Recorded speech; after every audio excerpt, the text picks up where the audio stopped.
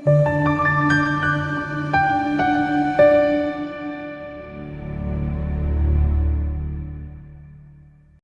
ukukhuluma nawe uyithanda igama kuphasana ngiyithanda ifleki okubalekile kufanele sicela kwele kusasala kulike ukuba imember unikela ku channel awunaso kwezathu esibalekile esibambekayo sokuthi ungangalike le video le noma ungasubscribe okanye ungangabi member ye channel yabo inamba kisense kuphela so ngana ngisele 50 mbama uma ungumlandeli le channel uma ungeyena ungayisebenzisa inamba ungasenza uma SMS ngosenza WhatsApp sibheka la @RiyazBrahim 1901 @RiyazBrahim 1901 uzisawubona phasa ngicela ukubuza ukupopudla ufish nosazwa udumile ko TV.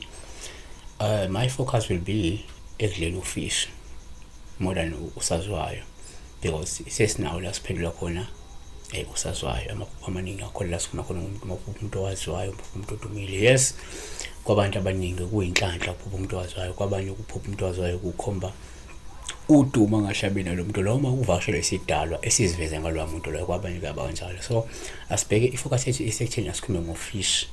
Yini ufish? Inhlanzi. Yini inhlanzi? Ufish. 1. Uma upupha inhlanzi kuwuphawu oluhluma uyidla olusho ukuthi lindele inhlanhla nokubusiseka nenhlala kahle empilweni yakho. Leviticus 11:9.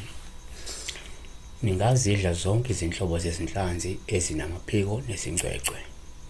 Deuteronomy 14:9. Lezi ningazidla kuzo zonke ezisemanzini, zonke ezinamaphiko nezingcwecwe. Number 2 ke uma upupha futhi inhlanzi kuwuphawu oluhlakhulu uma uyidla inhlanzi noma kuyinhlanzi uzidla. Lokho kungabe kusho ukuthi ke ungase uthole ingcebo, imali noma impahla ebalekile maduze. NgokaLuka 24:42 bamnika iqatha lenhlanzi eyosiweyo neqatha lezinyosi neqa lezinyosi, wakuthatha wadla phambi kwabo. Number 3 kuyenzeka futhi ngesikhathi uphupha inhlanzi kuba uphawu oluhluma uyidla ongabuye lusho umzuzu omuhle ozofika kuwe wokuthokozela ozokuzuza nokuphila kahle ngenxa yokuzikhandla kwakho. UNumero 11:5 siyakhumbula izinhlanzi esasizidla eGibhithe ngesihle. 4. Omunye angalibheka ngokuthi uma upupha inhlanzi uphawu oluhluma uyidla nabanye abantu lungabe lukhomba ukuhamba kahle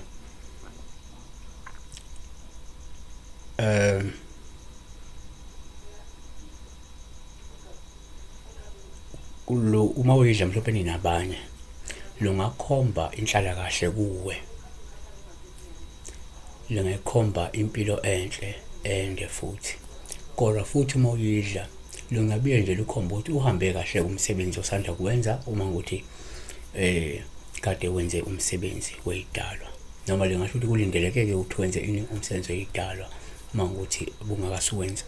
Uma udla lenhlanzi udla kodwa nibaningi noma nabanye abantu uphawu ngavela ukuthi wenze kade usanda kwenza iladi kade usanda kwenza whatever la usanda kuyenza bo.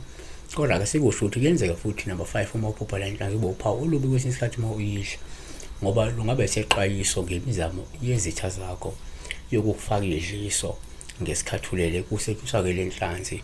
Kungasetshenziswa ukuthi even usazwayo ukuthi uphupho nosazwayo udla lenhlanzi kanti kuwuphawu nje lokuthi kube le mimoya bakuthumela noma lezi lana bakuthumela zosenze ukuthi ukwazi ukugcina udlile lenhlanzi ngoba kunomuntu osazwayo ujabulile nawe, kanti isimo semimoya esiveza ngosazwayo nalenhlanzi iyidliso lenhlanzi iza nobuthi phezulu empilo yakho yabo. So asibambe lapho kusiyabonga kodwa nje kakhulu kuyaba uphawu oluhlele inhlala kahle lempilo enhle enezibusiso.